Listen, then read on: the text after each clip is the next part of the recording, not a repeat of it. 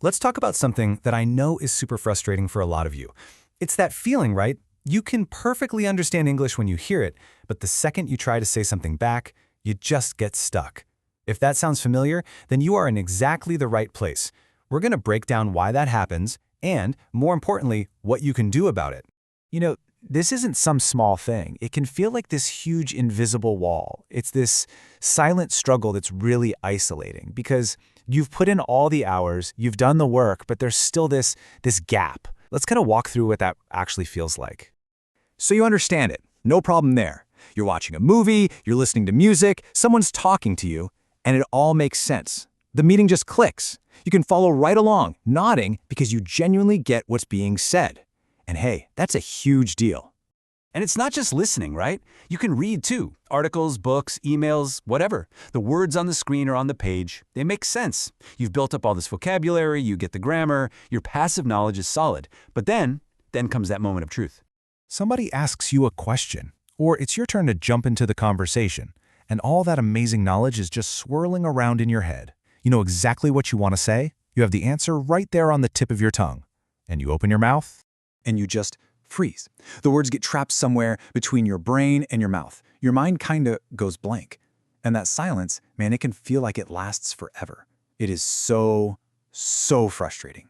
But here's the thing, and this is maybe the most important thing you'll hear today. This is not your fault. Seriously, this doesn't mean you're bad at English or that you're not smart enough. Not at all. This is a totally normal part of the process, and it's all because of a simple misunderstanding about what it really takes to speak.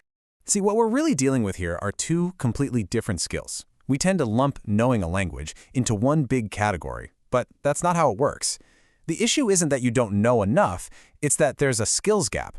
Let's dig into what that actually means. Okay, so on one hand, you've got understanding. Think of this as a passive skill. You get better at it by taking information in, by reading, by listening. It's all about recognizing what's already there. But on the other hand, you have speaking, and that's an active skill. It's a physical act. It's about producing something new, not just recognizing it. And you just can't learn an active skill using only passive methods. And this right here is the missing piece of the puzzle, mouth practice. Think about it like a sport. You could read 100 books about how to play tennis. You could understand every single rule perfectly, but you will never, ever be able to hit a good serve until you get out on the court and physically practice swinging the racket. Speaking is exactly the same. You have to train the muscles in your mouth, your tongue, your jaw to make these new sounds. Knowing the word in your head is one thing. Training your mouth to actually say it is a whole other ballgame. So we get it's a skills gap, but what is literally happening inside our heads in that moment we freeze? Well, there's a name for it. We call it the thinking trap, and understanding this trap is the first step to getting out of it.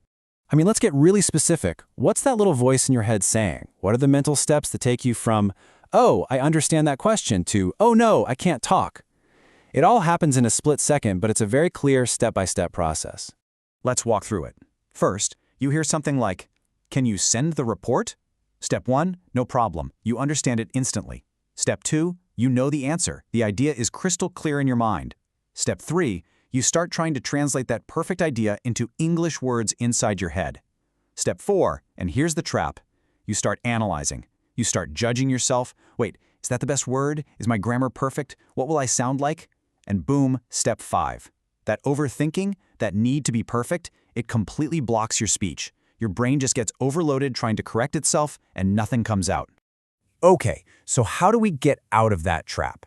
The solution is actually pretty simple, even though it might not feel easy at first. This is where you have your breakthrough. It's all about embracing the power of being imperfect.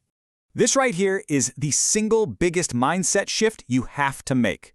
Your goal is not to have perfect communication. Your goal is just communication. That's it. Every single mistake you make when you speak isn't a failure. It's just data. It's your brain actually learning in real time. You have to give yourself permission to sound like a beginner and make those mistakes out loud. So, enough theory, right? Let's actually do something. The only way to build an active skill is, well, through active practice. So let's take that very first step together. Right here, right now.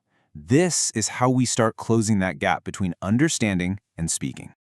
Okay, I'm going to say 3 short sentences. Your only job is to say them out loud, right after I do. Don't just think them in your head. I want you to physically say them. Let's get your voice and your mouth working. Ready? I can speak English. Okay, again. Mistakes help me learn. And one last time, I will practice every day. You just did it. You just did a little bit of mouth practice. Now here is your challenge to turn this one tiny moment into a real habit. Sometime later today, I want you to say those 3 sentences out loud again. And when you do, come back to this explainer and leave a simple comment. Just type, "I spoke today." That's it. It's not about being perfect. It's about proving to yourself that you can take action. Let's do this.